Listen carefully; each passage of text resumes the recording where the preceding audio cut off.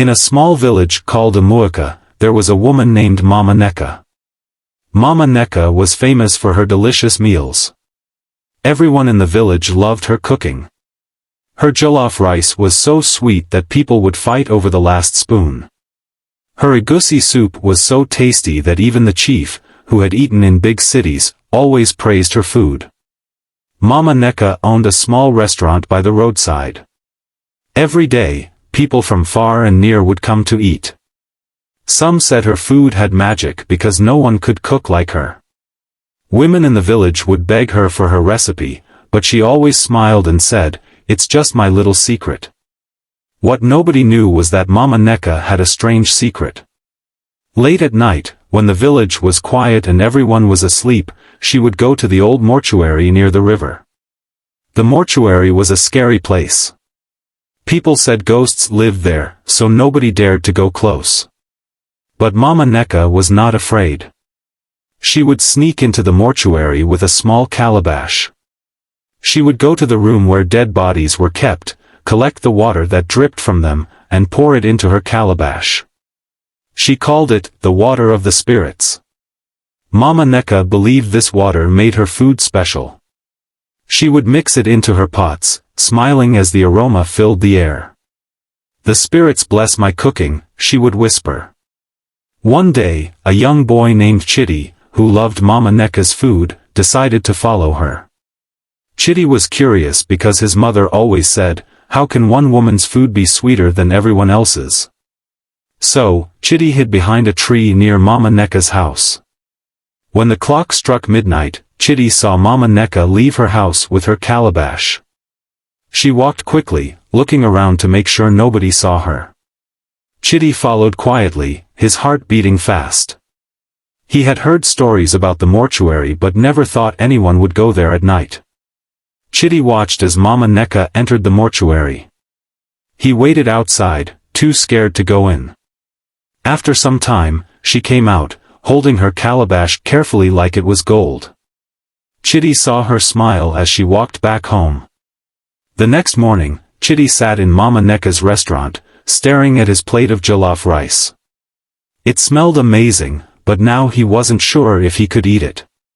Mama Neka smiled at him and said, "Eat, my boy. It will make you strong." Chitty hesitated. Should he tell someone what he saw? Should he eat the food? He wasn't sure, but he knew one thing: he had discovered a secret that no one else knew. Chitty couldn't keep the secret to himself. The thought of what he saw kept haunting him. He decided to tell his best friend, Ada. "Ada, do you know Mama Neka's food?" Chitty asked. "Of course. Everyone loves her food." "Why?" Ada replied, curious. "I followed her last night. She goes to the mortuary and collects water from dead bodies to cook her food." Chitty whispered, his voice shaking. Ada's eyes widened in shock. "Are you sure, Chitty? This is serious." "I saw it with my own eyes," Chitty insisted. Ada suggested they tell the village elders. At first, Chitty was scared, but he agreed. The next day, they went to the village square and spoke to Elder Okoro.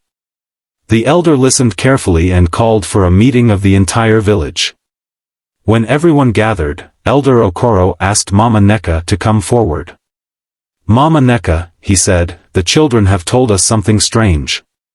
Is it true that you use water from dead bodies to cook your food?"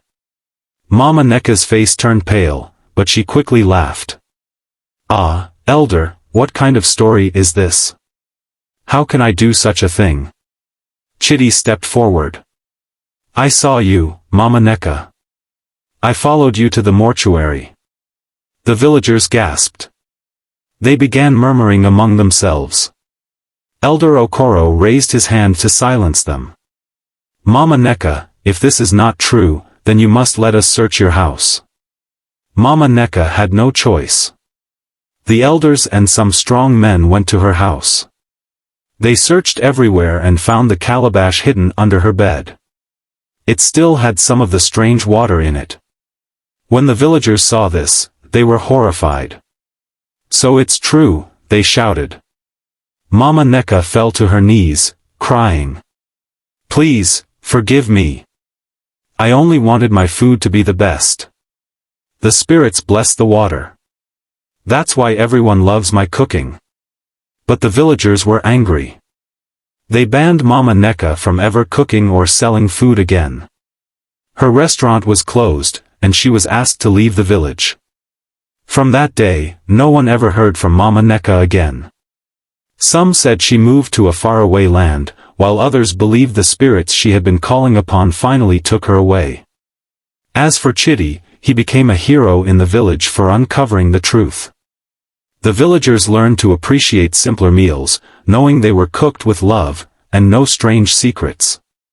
The end. Thanks for watching this interesting story. Please like, subscribe and share. Folded hands. Thank you.